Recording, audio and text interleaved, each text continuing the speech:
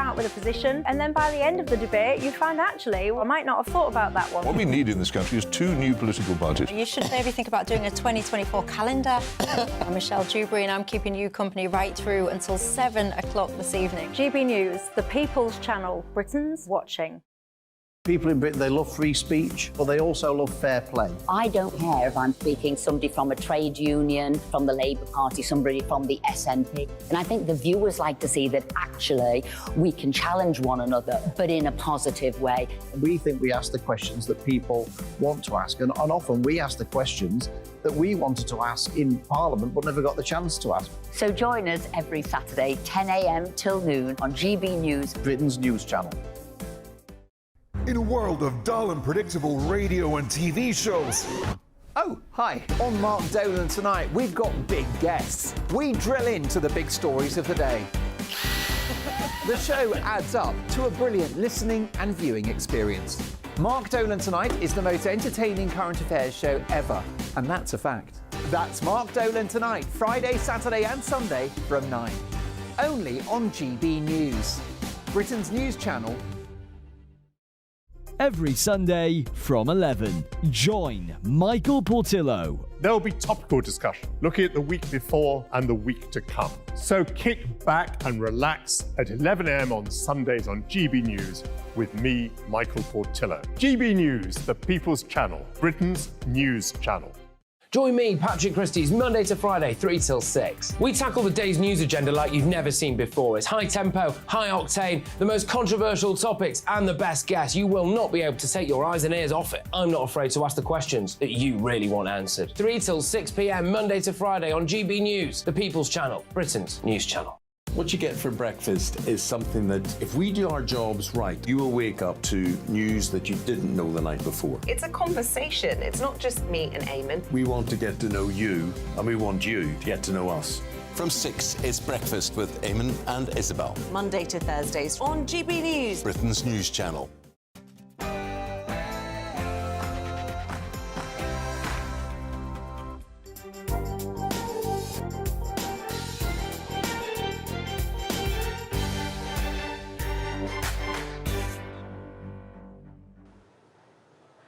Good morning and welcome to the Camilla Tominey Show, live from the Conservative Party conference in Manchester. As you'd imagine, we've got a lineup of big guests for you as ever. I'm going to be speaking to Michael Gove, the Levelling Up Secretary, about whether the government should really be scrapping the northern leg of HS2. I'm also going to be speaking to former Home Secretary Priti Patel, who will give us her take on how her successor in the role, Suella Braverman, is doing. We might be at the Tory party conference, but we'll also be hearing from Labour. Senior backbencher Stephen Timms will fill us in on what to look out for from their conference in Liverpool next week. And I'll be taking the temperature of the party with a Specials People panel this week, live with the Tory members. And I'm going to be joined by my colleague at The Telegraph, the paper's political editor, Ben Riley-Smith. He's got a great new book out, which spills the beans on the last 13 years of Tory rule, and he'll be revealing all to me later. First of all, though, let's run through those front pages. As you can imagine, the conference does dominate, and a number of key cabinet ministers have been out and about, basically talking about what they think this conference should bring, what they think Rishi Sunak should do, about all sorts of different issues. And let's bring in Nigel Nelson now, GB News' senior political commentator, former political editor of the Sunday Mirror and the Sunday People, to talk us through them. Nigel, how lovely to see you in Manchester. You too. We made it despite the train strikes. We did. We got up here last night. We've had some breakfast. We've gone through the papers. Let's get started. Now, I've called this section Who Can You Trust? Because there are a lot of stories in the papers about this caucus of Tories, very much aligned to Boris Johnson and Liz Truss, signing this letter at the beginning of conference, Nigel. I mean, it's the last thing Rishi Sunak needs, basically saying we will not support any budget that puts taxes up further, which could mean that they've got a working majority to overturn the government's majority on the budget if they vote against it. So if they don't like what Jeremy Hunt is going to produce in the autumn, they're going to revolt. Yes, I mean, interesting that the Tory conference hasn't even got going yet, and we've had a rebellion. And also, it's curious about what Liz Truss is actually up to. I mean, does she have some deluded idea she might be leader again or something like that? It's deluded, but there has been a bit of a whisper that she does think she can come back and run for the leadership again if Rishi Sunak loses the next general election. Do you think that's fanciful? Well, I think there's an awful lot of people in the queue at the moment. Right. We've got Suella Braverman, we've got Priti Patel, we've got Kemi Badenoch, and on the moderate side, Tom Tugendhat is there thinking about it. So Penny Mordaunt. Penny Mordaunt, of course, yes. So there's an awful lot of sort of leaders in waiting out there at the moment. And generally, what do you think the mood of this conference is, Nigel? I said earlier to breakfast, I thought it was quite make or break. I think Rishi Sunak's got a huge amount of pressure on him to deliver a great speech on Wednesday. I think they're still putting the finishing touches on that. He's actually thrown some red meat to the right in terms of this net zero climb down, but does he need to do more? Yes, of course he does. I'm really curious about why he's holding back on giving us an announcement on HS2. Yeah. And I do wonder if that might be a flourish in his own conference speech on Wednesday. But it would be a weird flourish to be in Manchester basically saying, and we're not finishing HS2. Or we are. Okay, he could come up and say we are, or we're not, but we're giving the money to various northern projects. I don't know. But it just seems a peculiar situation to start the conference with this question mark over whether HS2 will ever get to where we are. Yeah, we'll be asking Michael Gove about that a bit later, because obviously he's the Levelling Up Secretary. And one might beg the question, how can you level up if you don't finish HS2 in the north? Let's talk about some of these interviews that the various cabinet ministers have given. Let's talk about Braverman versus Rocket Man, because she's basically taken on Sir Elton John. Is this a good idea from the Home Secretary? Probably not. I mean, what she calls Elton John is part of an out-of-touch, pampered elite. Are we in that, Nigel? Well, it depends where you stand and what Suella Braverman said last week in Washington. So. Right. But this pampered elite would presumably include the various Tory MPs who were horrified about her speech, especially the demonising of vulnerable women and gay people. Yes. And they've already complained to the Chief Whip. Do you think it's dog whistle politics? Yes, absolutely. Yeah. Nigel. There was no need for that. Is she not just channeling what people watching this show and listening to the show think, that actually the situation's out of control, that we've been far too generous, that our borders have been far too porous, and we need to get a grip of this situation? It's not inhumane. It's saying, look, crack down on illegal migration and make sure that legal migration works. Yeah, I understand what she's getting at, and I do agree, in fact, it was worth going to Washington because you need an international debate on this. Yeah.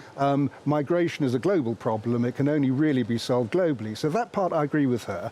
Not when you start demonising the likes of LGBT migrants. Well, is she doing that? Is she's trying to say, although to be fair, I think the statistics don't quite hold up on this. No, they don't. But there are some people who are claiming to be persecuted because of their sexuality, and actually that's not the case. We have heard from quite a few immigration lawyers. There's one in the Mail last week saying he reckons 70% of claims were spurious. Well, OK, but it's still going to be a small number. I mean, you're talking about 75,000 asylum claims last year.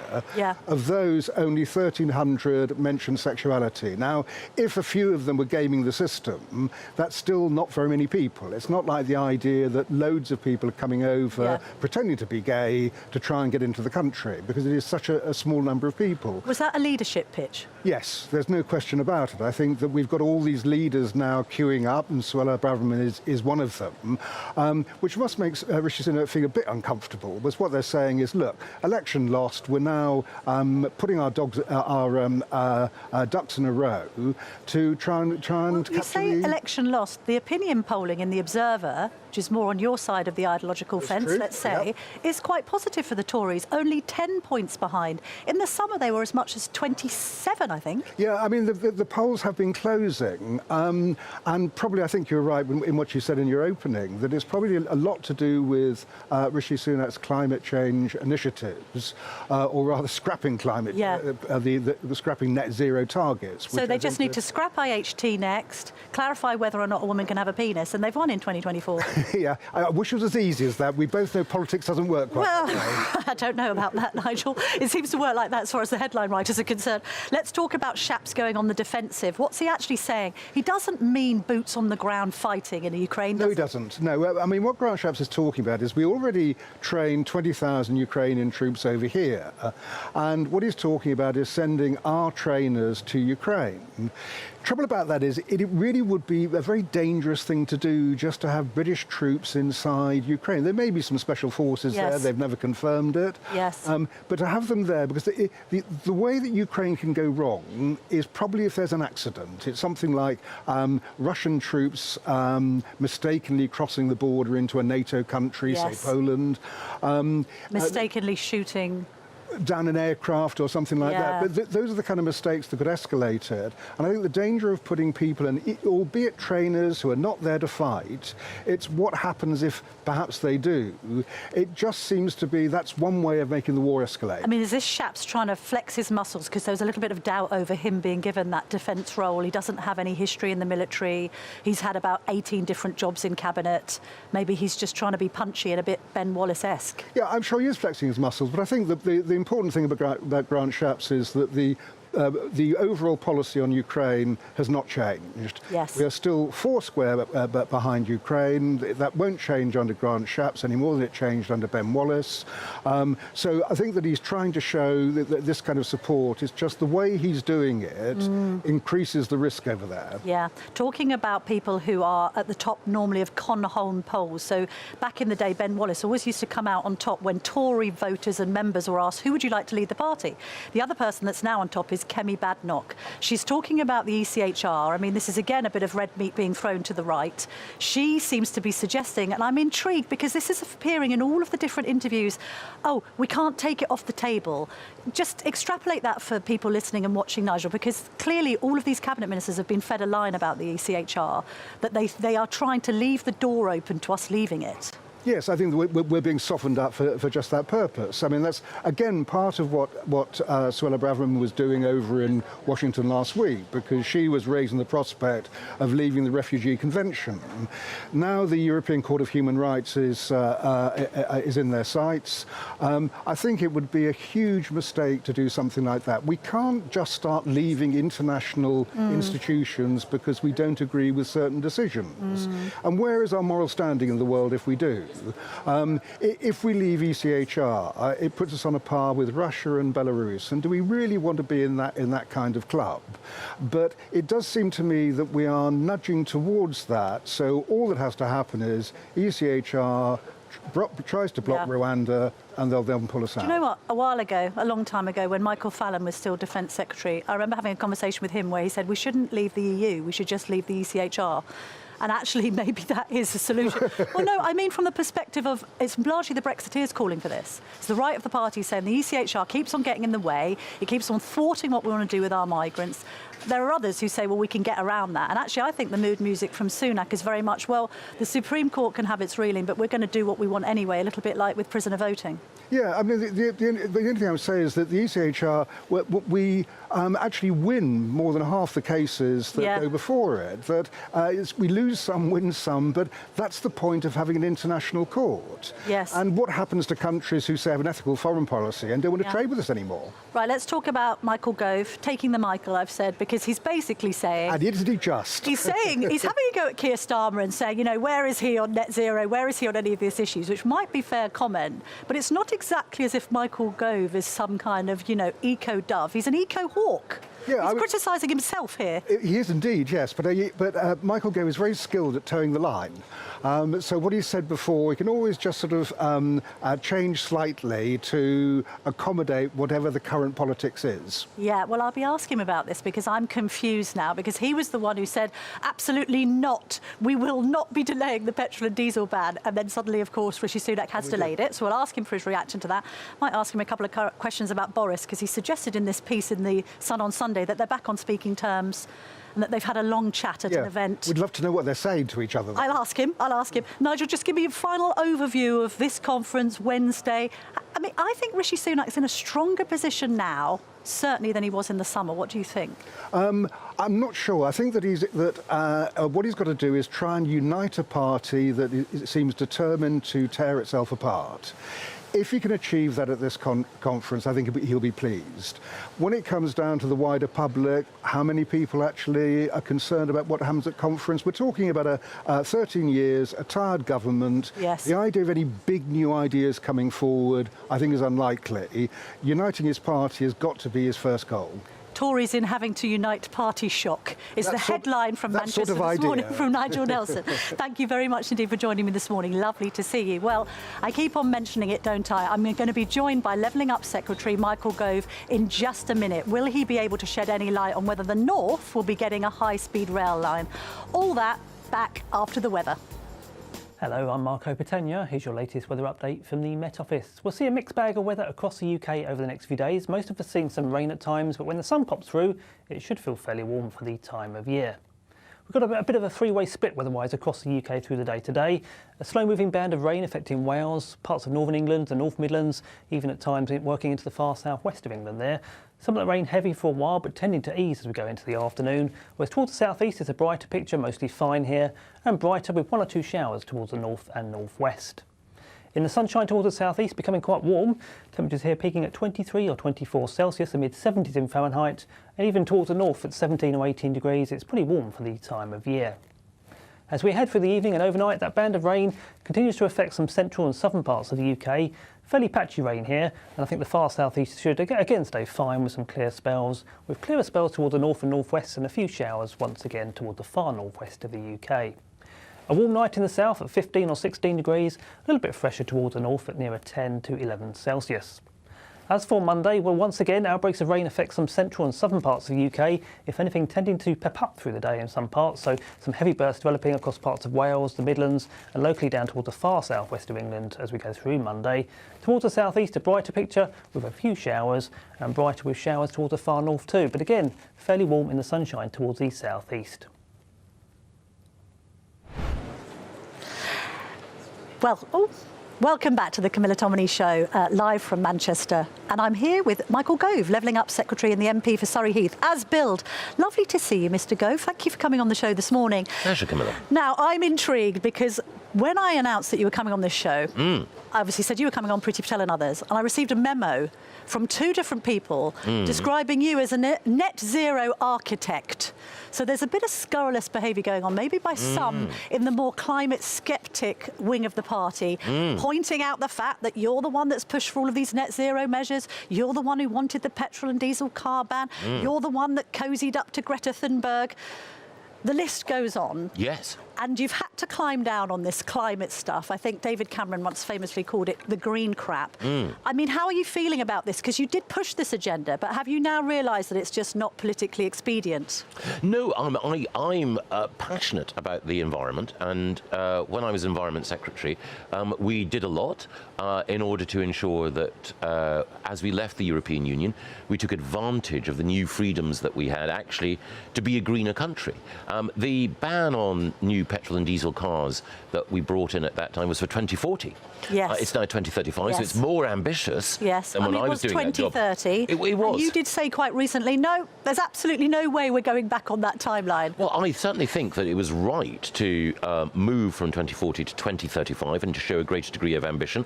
But as the Prime Minister's pointed out, we're world leading. Yes. In our moves towards net zero, in our decarbonisation. And of course, the environment is about much more than dealing with climate change, so that is the single biggest threat to our environment. And the Prime Minister, I think, is right to say, look, we're going to meet those targets, but we do not want to do so at a time when people are feeling the pinch, which will actually hit them hard in the pocket when we don't need to. On reflection, was it because at the end of the day it's not very popular with Tory voters? We've seen this opinion polling, which I think is interesting in the Observer. You know, you're now only 10 points behind after this climate climb down. So were you a little bit out of sync with Tory voters, do you think, and Rishi Sunak's caught up? No, I think that you're absolutely right that taking a long-term view and at the same time also making sure that we don't hit hard-working people is the right thing to do. I know, but overall, that ban 2030 was immovable. Yes. And it's been moved. Yeah, but overall... And Sunak talks about Keir Starmer being flip-floppish.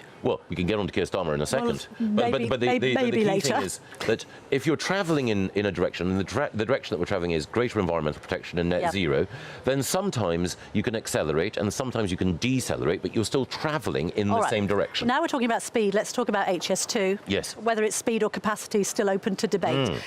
this whole prevarication over the Manchester leg, you are the levelling up secretary. If you don't do this Manchester leg, you're not levelling up. I mean, Boris Johnson, your former colleague, has said that Rishi's out of his mind to think of scrapping this part of this rail project that, let's face it, has somewhat crept out of control from a budget perspective.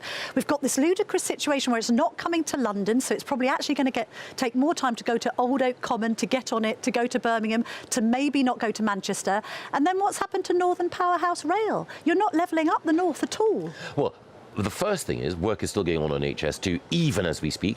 The second thing is I can't, and you wouldn't expect me to speculate on... What do you reckon, though? Well, I mean, you're so close to the action, you must know. No. I think the most important thing is to make sure that we get value for money from every pound that we spend on transport. And critically, we need to make sure that as well as linking north and south, we also link east and west. And we also need to make sure that links within cities like Manchester are spent as well.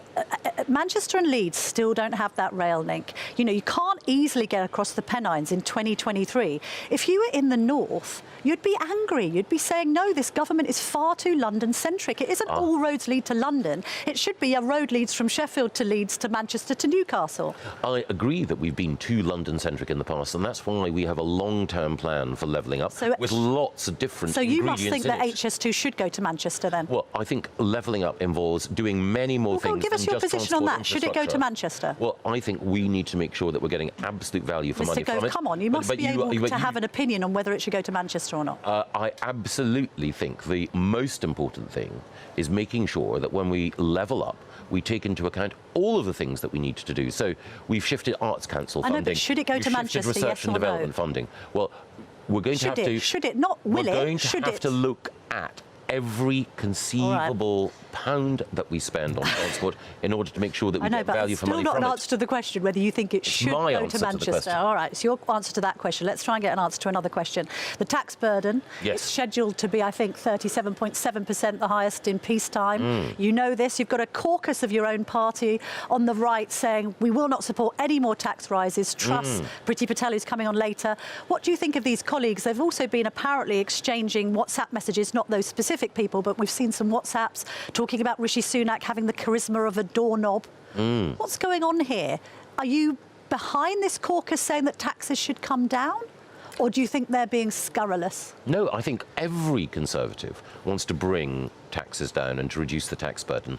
But the thing we must do first is to bring inflation under control. The biggest tax cut that we can give to the country is bringing inflation down. But naturally, whenever Conservatives can, we always want to cut taxes. And the colleagues who are making that argument are, to my mind, simply making the argument that all of us in government believe in as well. So should the Chancellor cut taxes come the autumn statement? Well, as to which taxes, when, it's the Chancellor, you quite rightly point out, who will decide. And I believe that it is only after we deal with inflation effectively that we can then cross that threshold. We do want to reduce taxes, but I can't anticipate where we will be on that journey at this stage. And on the inflation point, there's been some suggestions by Caroline Wheeler on the Sunday Times that Jeremy Hunt has been sort of overheard speaking about the idea of having an election once inflation is below 3%. So if it happens in the spring, it happens in the spring. If it happens in the autumn, it happens then. Have you heard anything about when there might be an election? I know it's next year, but which of those two seasons? I certainly don't know. All right, fair enough. Also, let's talk about you and talking about Boris and your son on Sunday, because I was intrigued by this. Yes. You said you sort of patched things up and you had a long and deep and meaningful conversation. And I just wondered if you can enlighten us at all as to what was discussed, what you think of Boris Johnson's future in this party. Is it a shame that he's not at conference, making his unique contribution? Well, you're absolutely right. The Sun on Sunday have a brilliant interview, pages 14 and 15 today. Yes, I've read it. Kate Ferguson, I would recommend more people read it. As for Boris, look, I enjoyed working for Boris. We all know that Boris is a politician with massive gifts, but also, you know, he made some mistakes, and we all know what happened as a result of that. I had the opportunity to talk to him at a social event a wee while ago, but in fairness to Boris, he's now a private citizen, so it's a private conversation. Did you ever apologise for the leadership knifing of 2016 to him? I think a long time ago, yes. Do you regret that now?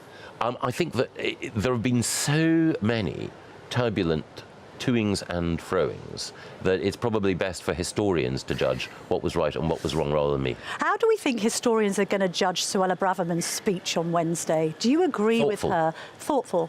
Well, I mean, I look at Britain, I think that it's a very multicultural country and it's been hugely successful as that. So do you disagree with Suella then? No, because I think she was making a very specific point, which is that for us to continue to be a successful multi-ethnic, multiracial country, we do need to make sure that we have a core of values that everyone who lives here accepts and coheres around: the rule of law, democracy, tolerance for minorities, and so on. And we have been successful. If you look at the cabinet, if you look at the Parliament, if you look at the leadership that we have in the media, in the private sector, in so many other areas, Britain, I think, is probably one of the most successful multi-ethnic, multiracial democracies in the world. But you only maintain that success if people have confidence that your policy on migration and your policy on integration is sensible. So how's it failed then? And is she actually guilty of dog whistle politics? There's some who's talking about this point she's made about people claiming persecution because of their homosexuality. And actually, it's only a tiny proportion of migrants, yet she's made that a big thing. So is she blowing a dog whistle? No, I don't think so at all. I think Suella was making a number of thoughtful points. One of them was that we obviously need to provide people with the reassurance that we're dealing with illegal migration in order to maintain the happy situation that we have in the UK. We're one of the countries... The electorate doesn't have that insurance. Well, we'll come back to that. We are one of the countries in Europe, if not, I think, the best when it comes to showing warmth and a welcoming attitude towards people coming here illegally, who are genuinely fleeing persecution. But it's also the case that the number of people who are coming here illegally, particularly on small boats, has diminished. There is more to do, but Suella, Rob Jenrick and the team are working very hard on that. I noticed as well from your interview, you talked a little bit about knife crime, that tragic case of Eliane Andam being killed in Croydon last week, which was just horrific. And you talked a bit about lockdown and whether you were asking yourselves questions about whether we should have locked down schools. Is that something you regret now? Because you were a lockdown hawk, you were pushing for things to be locked down. Do we lock down too much? Well, I think we now have an opportunity to reflect on the whole... Oh, sorry, it's my phone. Oh. Who is it? No. Should you answer it? No, not on this occasion. Is it Rishi Sunak? Not on this occasion. No. We now have an opportunity to reflect on that. I do think it was absolutely necessary to lock down in order to prevent the spread of the virus, but I also think that we can look back and learn lessons for the future, and I think the area that was most painful and difficult was locking down schools. But do you regret being so hawkish? No. OK. One more question, if I may. It might sound a little self-indulgent, but I was intrigued this week to hear from your colleague Caroline Noakes calling for this channel to be closed down. You're appearing on this channel this morning, and we're delighted to see you, Secretary of State. Do you think that GB News should be closed down? Of course not. We shouldn't be in the business of saying close down free speech. And GB News is a valuable addition to what I think some people have called the broadcasting ecology. People should have more choice. Thank you. There should be more voices. Yes, there'll be people on GB News who will say things that are offensive. There have been people on the BBC who've said things that are offensive. Indeed so, and indeed on other channels. And other channels as well. So, you know, the key thing is channels should decide their own... What you get for breakfast is something that, if we do our jobs right, you will wake up to news that you didn't know the night before. It's a conversation. It's not just me and Eamon. We want to get to know you, and we want you to get to know us. From 6, it's Breakfast with Eamon and Isabel. Monday to Thursdays on GB News, Britain's news channel. Westminster is going around in ever-decreasing circles, followed by the media. Britain is broken. How on earth did we get into this mess? But more importantly, how do we get out of it? Join me at 7 p.m, Mondays to Thursdays on Farage, here on GB News. We will have open, rational debate. We've got to work out how Britain moves forward from this. Join us here on GB News, the People's Channel. Britain is watching. Join me, Andrew Pearce and Bev Turner, Monday to Thursday, 9:30 a.m. Who benefits from that? Not the British public. And on Fridays, join us, Tom Harwood and Ellie Costello from Britain's Newsroom. That's what you get with this show. That's fantastic. If it's happening, we're talking about it on Britain's Newsroom. GB News, Britain's news channel. GB News, unlike other broadcasters, isn't obsessed with the London-Westminster bubble. We think there's a nation beyond the M25, and that's why we talk about the issues that matter across the land. Join me on State of the Nation, 8 to 9 o'clock, Monday to Thursday, on GB News. Daisy's listening, and you should too. People in Britain, they love free speech, but they also love fair play. I don't care if I'm speaking somebody from a trade union, from the Labour Party, somebody from the SNP. And I think the viewers like to see that actually we can challenge one another, but in a positive way. We think we ask the questions that people want to ask, and often we ask the questions that we wanted to ask in Parliament but never got the chance to ask. So join us every Saturday, 10 a.m. till noon on GB News, Britain's news channel. Nightmare commute. Kick it up a gear with me, Patrick Christie's, at drive time, 3 till 6 p.m, Monday to Friday on GB News Radio. You can listen online and on DAB+, on the smart speaker app, and on the GB News app. And if you've got an Alexa, all you have to say is, Alexa, play GB News. We're also on TuneIn and the Radio Player apps. From the school run to rush hour, get revved up with me, Patrick Christie's, on GB News and GB News Radio. So Jubes and Co, we tackle the issues of the day with real robust debate, both sides of the fence, battling it out with me in the middle with my forthright opinions and views. And often really interesting things happen because you start with a position and then by the end of the debate you find actually, well, I might not have thought about that one. What we need in this country is 2 new political budgets. You should maybe think about doing a 2024 calendar. I'm Michelle Dewberry and I'm keeping you company right through until 7 o'clock this evening. GB News, the People's Channel, Britain's watching. The Live Desk with me, Mark Longhurst. And me, Pip Thompson. It's here Monday to Friday on GB News. From midday, we'll bring you the news as it breaks, whenever it's happening and wherever it's happening, from across the UK and around the world. Refreshing, feisty, but with a bit of fun too. If it matters to you, we'll have it covered on TV, radio and online. Join the Live Desk on GB News, the People's Channel, Britain's news channel.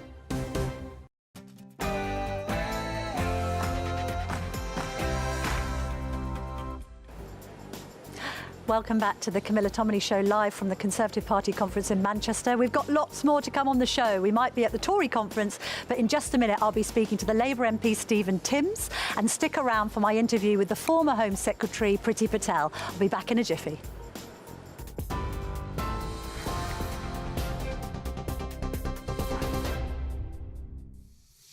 Just after 10 a.m, I'm Ray Addison in the GB Newsroom. The Prime Minister will work to convince voters and the party faithful that he's ready to make tough decisions for the country as the Conservative Party conference gets underway.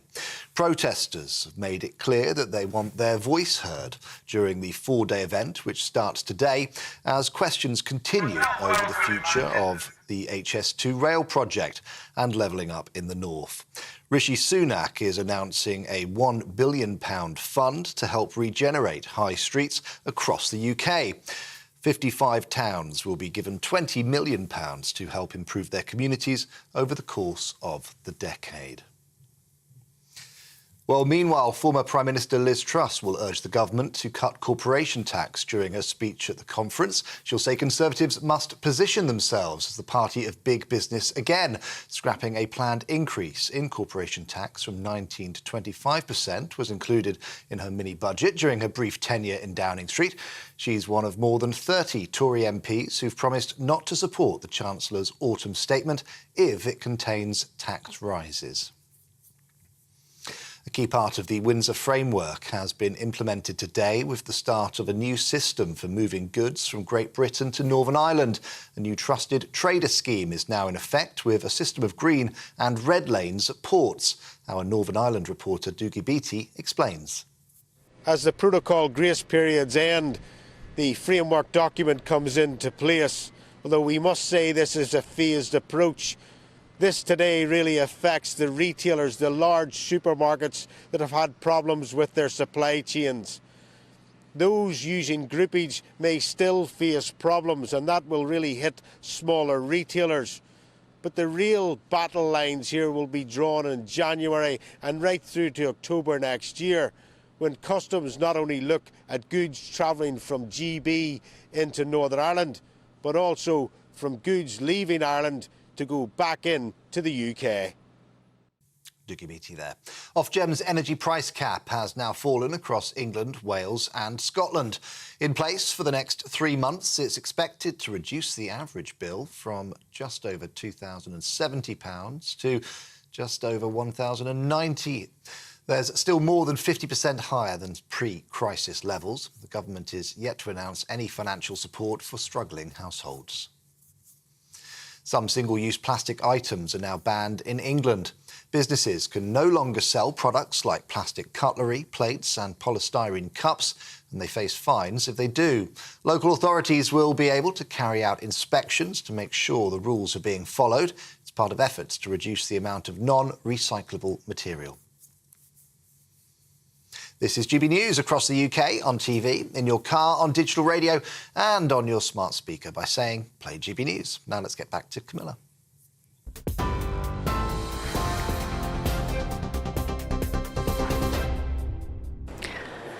Welcome back to the Camilla Tominey Show, live from the Conservative Party conference in Manchester. In just a moment, I'm going to be speaking to Labour MP Stephen Timms. I'm also going to be joined by former Home Secretary Priti Patel, and we're going to take the temperature of the Tory party with a special People's panel of Tory members. And top political journalist Ben Riley-Smith reveals all about the last 13 years of Tory rule. But before all that, Stephen Timms, Labour MP for East Ham and Chair of the Work and Pensions Select Committee, joins me now. Stephen, thank you very much for sharing some time with me on this Sunday morning. Now, I appreciate it's the Labour Party conference next week in Liverpool. We are with the Tories as we speak. Stephen, let's just talk about the private schools policy, which is one of the kind of nailed-on policies that we're actually sure that Keir Starmer does want to introduce if he becomes Prime Minister next year.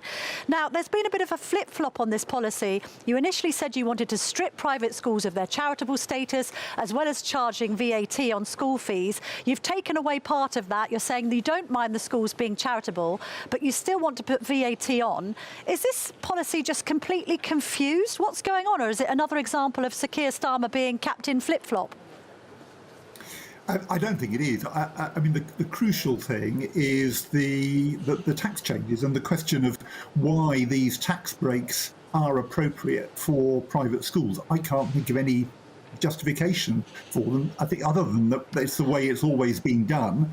I think the party's right to say that private schools should pay VAT along with everybody else, because that will generate some much needed funds to improve state schools, which, and in the end, is in everybody's interest, including the interests of people who send their children to private schools, for state schools to be doing a really good job.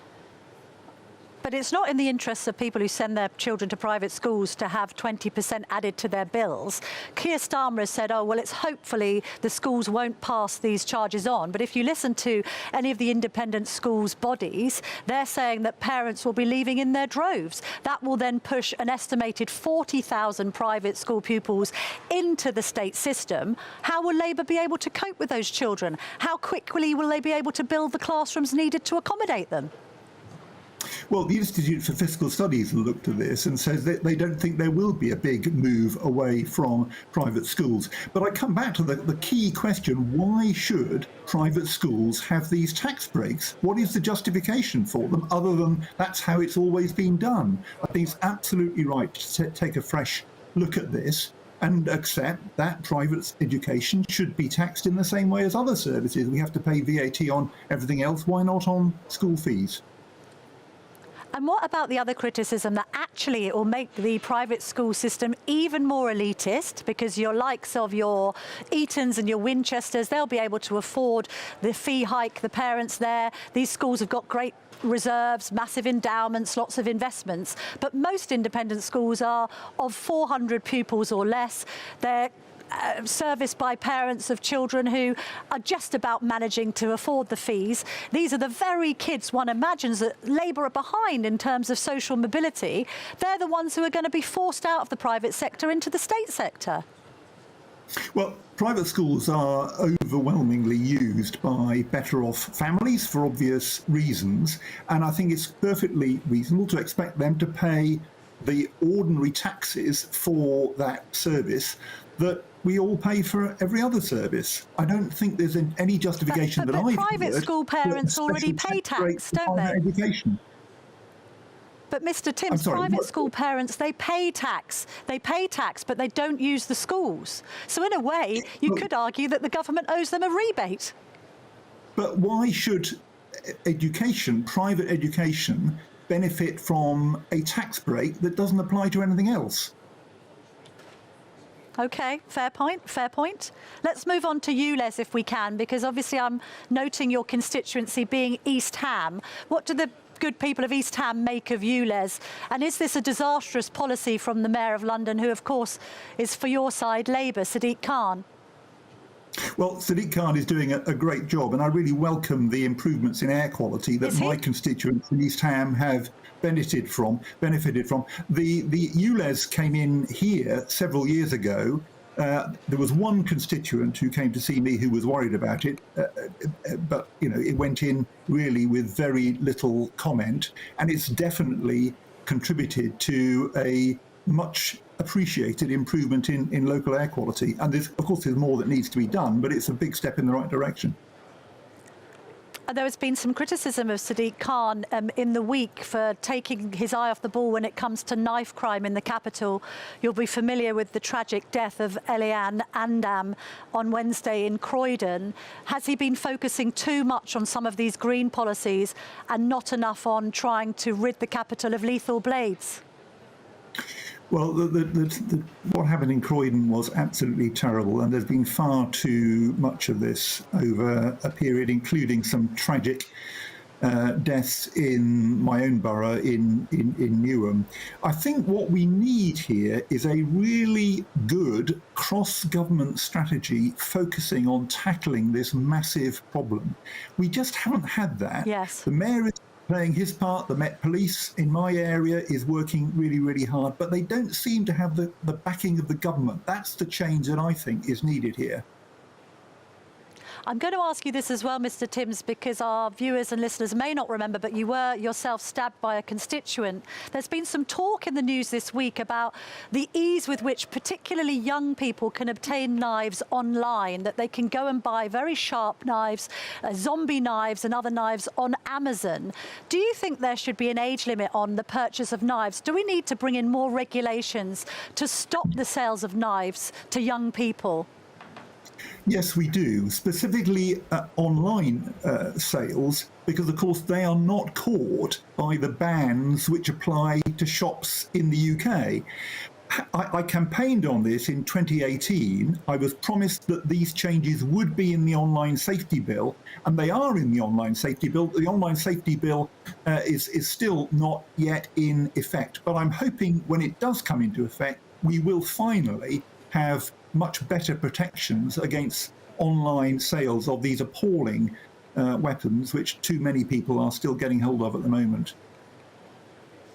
And Mr. Timms, obviously it is your conference next week in Liverpool. We understand that Keir Starmer's struggling a little bit with his speech. What would you like to hear from the Labour leader next week in Liverpool? Well, Keir Starmer has done a superb job in positioning the Labour Party as a credible alternative government. I was campaigning in Glasgow, Rutherglen in the by-election this week and met people there switching both from the Conservative Party and the SNP to Labour. And he's done a fantastic job. He's set out the 5 missions which he wants to be the hallmarks of his government. And I'm no doubt that next week we are going to start to hear some more of the details, and I think that'll be an important step forward. But the missions, the kind of 10-year missions he set out, I think are absolutely right. Yes, although the poll gap between Labour and the Conservatives has narrowed, according to Opinion. In the Observer today, you're only 10 points ahead and you had been 25. So it's not all going right for Keir Starmer, is it? Well, I don't think anyone expected us to be 25 points ahead by the time of the general election. I'd happily settle for 10 myself. It's a remarkable turnaround for the Labour Party since Keir became leader. And I think his speech next week will be a very important opportunity to spell out further to people how Labour will change Britain. As the chief executive of Iceland said when he resigned from the Conservative Party yesterday, nothing seems to be better today than it was when the Conservatives came to power 13 years ago. It's desperate time for a change. Stephen Timms, thank you very much indeed for joining this morning. Lovely to speak to you. I mean, it is interesting, that polling, and it is interesting, this idea that perhaps there isn't this fervour behind Keir Starmer to be Prime Minister as there was with Tony Blair. But we'll wait until next week when we will be in Liverpool with this show to discuss Labour matters. But for now, don't go anywhere, because in a minute I'm going to be quizzing the former Home Secretary and Tory big beast Dame Priti Patel on everything from migration to whether we need tax cuts. All that and more with me after the weather.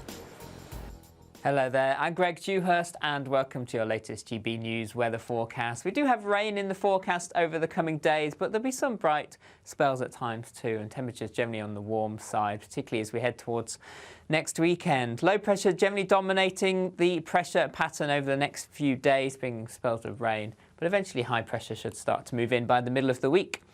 This afternoon we do have bright spells across Northern Ireland, Scotland, with a few scattered showers here, some thicker rain towards parts of Shetland. This cloud as well stretching from southwest England into Wales, the Midlands. Parts of East Anglia will give some spells of rain at times. Brighter to the southeast, and here temperatures lifting to around 23, 24 Celsius. Elsewhere, generally the high teens to low 20s. So on the warm side for the time of year. This frontal system tries to move a little further south and eastwards as we go through this evening into the early hours. Clear spells generally elsewhere. Still a scattering of showers across Northern Ireland, particularly northwest Scotland. Some of these on the heavy side. The wind's picking up here too. And for most, temperatures largely staying in double figures, and a warm night across the far south, where it will be quite a cloudy start to Monday morning, some outbreaks of light rain and drizzle, and then through the day this frontal system starts to push a little further north again and reactivate, so we'll see spells of rain across England and Wales. There'll be some brighter interludes at times too. Some of that rain could be heavy, perhaps thundery later on in the day, and temperatures getting into the low 20s.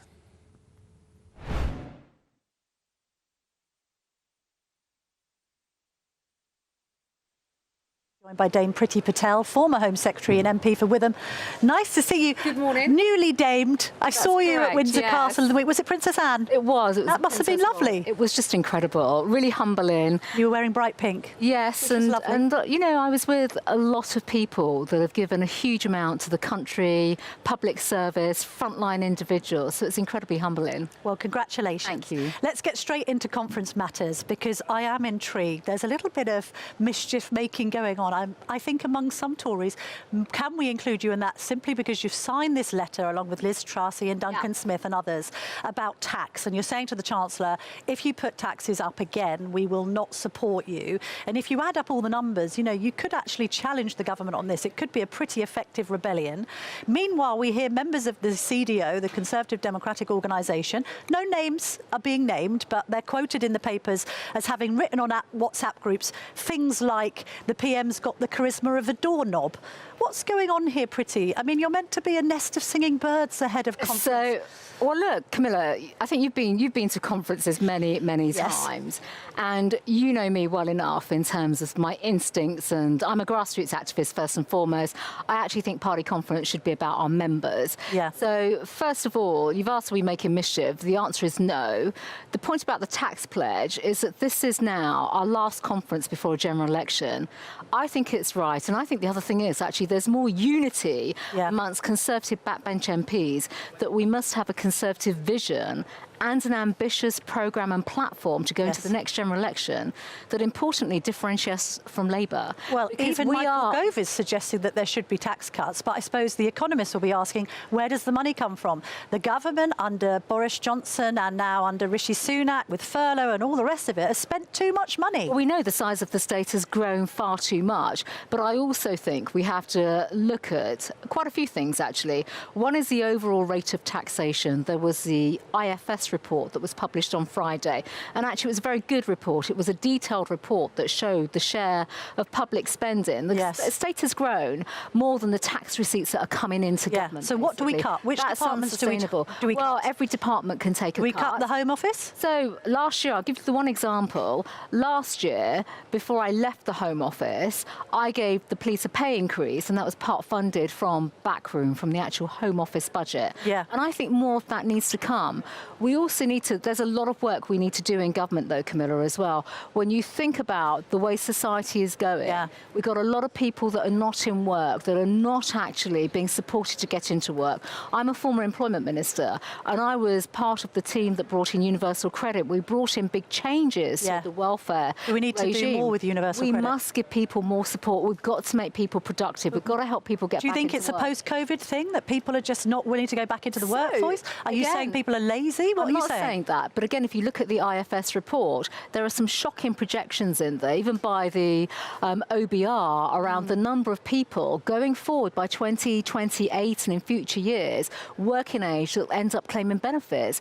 We need to find ways in which we can support them, because we can't always say, it's fine, the state is going to step in. The state should step in, absolutely, for people that need that help and that safety net, which is what universal credit has always done. Do you think the state is stepping in too much? So I do. I absolutely do. And that's down to us in government, but also it's up to us as Conservatives in government to put forward the alternative that gives hope, opportunity and aspiration back to the British public, so that they know they've got economic security. Let's talk with about us as well. hope and aspiration. Do you think that your predecessor, Suella Braverman, is spreading hope and aspiration by saying that multiculturalism has failed? So, look, I think first of all, I'm going to just say that, you know, the job of Home Secretary is a very difficult job. No, do you think she's doing a good job? Well, she's spoken, she's given a speech this week, and, you know, she's right to speak about a range of issues. But do you agree on that multiculturalism aspect? Because people will say, you've got a lot in common, both of you. You're both the children of immigrant parents. Well, we're not on our own. No, indeed. You're both Home Secretaries, you're both mums. I mean, do you agree with that? Look at the diaspora communities that we have in our country. It's not about Suella Braverman, and it's not about me. No. This is about our country. You know, I'm the first to talk our country up. I'm the first to talk success up in our country. We are an amazing country, and we're an amazing home to people, quite frankly, that have chosen to make their lives in the United Kingdom. We're here in Manchester, which is home to many people from the BNO community who left Hong Kong in recent years. They're integrated. There are loads of people, millions of people contributing to our country. Is Suella being too negative then? I mean, she's been accused of dog whistle politics. I think some context around some of her remarks, you know, is important. So I will give some context and examples. There are parts of the country we saw disruption, community tensions in Leicester last year. Yes. You can't just say that's not because people haven't integrated. No. People there want jobs. They want hope and aspiration. They also need their local councils and local government to work well for them. Labour Mayor, quite frankly, in Leicester has not been working well for them, not delivering for people. These are the types of things that we have to address. And quite frankly, as Conservatives in government, that's where we should be focusing on. And I do think when you look at the net contribution of our immigrant communities and diaspora to the United Kingdom, we'd not be seeing the range of foreign direct investment. Look at countries like Indian investors, for example. People from other parts of the world, Asia, the United States, come into our country, even Africa, and What do you think the Home Secretary was doing? Was it a tilt at leadership? I mean, look, you should ask her, Camilla. You really should. We're delighted to have her on. If you want to come on, we'll speak to you next week. I think, actually, let's just, again, you know, just look at context. We're less than a year away from a general election. Giving speeches is fine, but none of that is a substitute for action and delivery. And if you look around the hall, this area today, the pledges are there, you know, the government's Are pledges. you frustrated then? You think it's too many words and not enough action from this government? It's delivery. There'll be an election next year. The British people will judge this government on delivery. The 5 pledges, for example, stop boats is one of them. Let's have less talk and focus on actually stopping the boats. I mean, 24,000 people have come over this year. It's a difficult issue. I know. I've been there. I've always said there's no one single solution, but be pragmatic, be practical, find solutions. We have the Supreme Court hearing coming up for the Rwanda judgment. Well, what do you think on that? Because there's been talk about the ECHR today. There has. I think all of the Cabinet have been given a line from number 10 to say, you know, everything's on the table. Yes, I gather. Yeah. What do you think should be on the table and taken off? I'll give you my view. Yeah. I can't speak for anyone in government. I'm not in government. Number one, I support reform. I support reform when it comes to ECHR. I support reform of the UN 51 Convention. I went to see the head of the UNHCR last year with the foreign secretary from Rwanda when we announced our Rwanda plan. There's a but coming. But let's be quite clear about this, right? So ECHR, it's not about the rights and the principles. This is about the interpretation by the court in Strasbourg of judgments that go against our own laws, our own sovereign laws. And Camilla, we've been here before. Do you remember prisoner rights? Yes. So, you know, giving prisoners the right to vote. When you think about how that court intervenes to stop foreign national offenders from being removed from our country, that is not right. Our laws are crystal clear about the removal and the deportations of FNOs. So are you pro full withdrawal from it? So I think we have to reform. Yeah. You can withdraw, but at the same time, is it about the rights or the principles or the interpretation? I don't think it's right that the court in Strasbourg is interfering in our domestic policies and in our laws, which is stopping actually a democratically elected government from implementing its own laws. And, you know, foreign national offenders is just one example. Prisoner votes. David Cameron was very clear about that at the time. Yes. We have been here many times before. On that, the Home Office has decided when it comes to housing people in hotels that they must be in a 3-star hotel or above. Do you agree with that policy? I don't agree with that policy. So they could be in 1 star? But I go further than that, Camilla, and you've heard me say this before, everyone's heard me say this. Yeah. We had a proposal in the new plan for immigration to build reception centres. I called them Greek-style reception centres because they had detention facilities. Yeah. And it's important that people that come here illegally are detained. Yes. So they're in a facility. No hotels. So I think, first of all, because we have our laws. So our laws basically say you can't detain people unless you can actually remove people. Yeah. But you keep them in a reception centre, which the government could argue they've got with sites in Wethersfield and Braintree in my local area, but it's not. It's not the same because these should be purpose-built where people can be tracked, basically, so that they can't abscond. Yeah. The government says people aren't absconding, but they are leaving. We need to know what is happening with people, and then you can process their asylum cases on site so individuals know what is happening. Otherwise, it just becomes a complete So it sounds unknown like you area. think that the Home Office under Suella Braverman's been too soft on these migrants. Well, I don't think the policy. I actually don't think the approach is right. And as I said, I've got a migrant camp in Wethersfield in my district, in Braintree district, and quite frankly, it's local residents, our local councils are paying for this. Yeah. It's been opaque, there's been no transparency on financial payments. So, you know, politicians in government can make claims and statements saying asylum seekers are coming here and they're using our NHS. In Wethersfield, we have a private contractor, even though our own local residents have no access to the NHS and can't get GP appointments and things of that nature. So I think the government has to be transparent about what is going on. It's not being transparent. The department know exactly what I've been saying about this. I'm in constant contact with them. I'm not getting straightforward answers. But this is a classic case of people in government saying one thing and doing something completely different. My view is that they should have had purpose-built reception centres where basically... But how? I mean, they couldn't build them that quickly, though, could they? You're saying you said this... They could have. They could have. When the new plan for immigration was government policy under a democratically elected government, that should have come together. But you and I know what happened last year. Baby thrown out with the bathwater. Yeah. Other people come in, think that they can Are you saying the baby is Boris? Actually, all our policies. Yeah. So the policies of the 2019 manifesto have been thrown away. That was a new plan for immigration being one of them. Where do you hear people in government now speaking up for some of these big policies? You think that the problem with Rishi and the current cabinet is that they've torn up the Tory party manifesto? So they've come in with their own interpretation. Yeah. We were elected in 2019 on the people's priorities with very, very clear objectives, and that is the manifesto. But you must like the watering down of the net zero stuff that was in the manifesto and has now slightly been climbed down upon. I've spoken to you about that previously. You know, we cannot just run headlong, particularly now. Inflation was double digit. It's now come down, thankfully. But also at a time when there's a cost of living crisis where people, you know, are really struggling. You cannot put more taxes on them, Camilla. And this is the point. Net zero agenda was full of cost, greater financial burdens and more taxes on people. That has to stop. You know, as Conservatives, we're meant to be on the side of hard-working, hard-pressed individuals, businesses and families. And this is effectively where we need to come back to being much more conservative. It's going quite wrong on a number of different levels. Well, I would like to see a much more bold, ambitious, conservative agenda based on conservative principles, which is letting people keep more of their hard-earned cash. I want us to be out there, party of law and order. I've always stood up for that. Actually, well, let's speak about law and order, because I wrote a piece for the Telegraph at the weekend that you retweeted, and it was about Eliane Andam's murder in Croydon, and it really touched me, that girl, and I thought about their family and what they must be going through this week, and it was so senseless and needless. That girl, with her whole life, like our children are the same age. There are no words for what has happened. You know, she had a whole life ahead of her, and I thought, what is this? What is this? We've now got children carrying these blades. The proceedings are active on this case, so let's not go into the details of that. But in general, how do we get these blades off the streets and out of teenagers' hands? So there's so much here. There is just so much, and this is the straightforward way forward. I mean, first of all, the loss of that poor girl to her family. I mean, that is devastating, incomprehensible.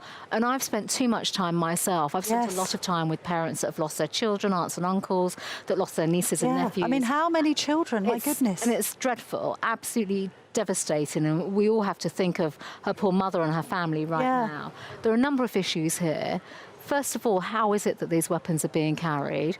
People know my views on stop and search. I made it easier. I made it easier for police to conduct stop and search. I think that absolutely has to happen. Stop and search, in my view, is a very, very humane policy. It helps to save lives. It's right that we do more to absolutely get weapons off the street. Should we ban the sale of these weapons to under 18s? So there should be more on that. And there is, all credit to the government, there is work taking place on serious weapons, offensive weapons, a review of the Offensive Weapons Act. When I was Home Secretary, we were moving into that area because we'd obviously done a lot with the police to give them more powers and more resources. But at the end of the day, it's this culture of gangs, and it's this culture where basically young people feel that it's okay to carry weapons. There's something else. And also this just lack of valuing of other people's lives. That's the point. And, you know, young people thinking that they can, you know, impose themselves on other people, disregarding, being disrespectful, not being caring or compassionate to others. Is there a degree to which perhaps fatherlessness takes on a role here, a breakdown of family and community? Of course. I also think the way women and girls are treated, you know, there's a lot of that as well, disrespect to girls and women. I've seen some recent information, some data actually from Girl Guiding, where young girls are really very upset and fearful about, you know, their own safety. Violence against women and girls, very big agenda, certainly when I was in government. In fact, 2 years ago, it was at this conference, I announced the review into Sarah Everard's appalling murder as well, you know, and greater action that needed to follow then. And we had a big consultation and lots of work took place. I would really implore government to keep on, you know, really pursuing that. But finally, do we think that the police are not just sort of demoralised, but also they've lost some of their authority? So the police have challenges, there's no doubt about that. But I've always believed we should absolutely resource the police and back the police. We have to have their backs. If we don't have the backs of our cops, then quite frankly, it's too easy for everyone else in society, whether it's press and everyone else, just to run them down. Look at them around here. They are incredible individuals, standing out in the pouring rain. Looking after us and policing this, Priti. Policing us all. Thank you so much for your time this morning. It's been lovely speaking to you at such an extended length as well. Lovely to see you in Manchester. Do not go anywhere, because in just a minute I'm going to be speaking to Ben Riley-Smith, my colleague at the Telegraph, who's written a brilliant book about the Tories. Don't go anywhere. The Live Desk with me, Mark Longhurst. And me, Pip Thompson. It's here Monday to Friday on GB News. From midday, we'll bring you the news as it breaks, whenever it's happening and wherever it's happening, from across the UK and around the world. Refreshing, feisty, but with a bit of fun too. If it matters to you, we'll have it covered on TV, radio and online. Join the Live Desk on GB News, the People's Channel, Britain's news channel.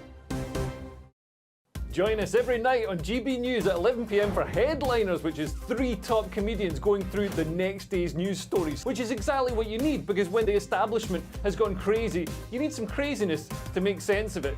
Headliners. You don't have to bother reading the newspaper. We've got it covered for you. Every night at 11 p.m. and repeated every morning at 5 a.m. We won't send you to sleep like some of the other paper review shows out there. So join us 11 p.m. every night on GB News. The People's Channel, Britain's news channel.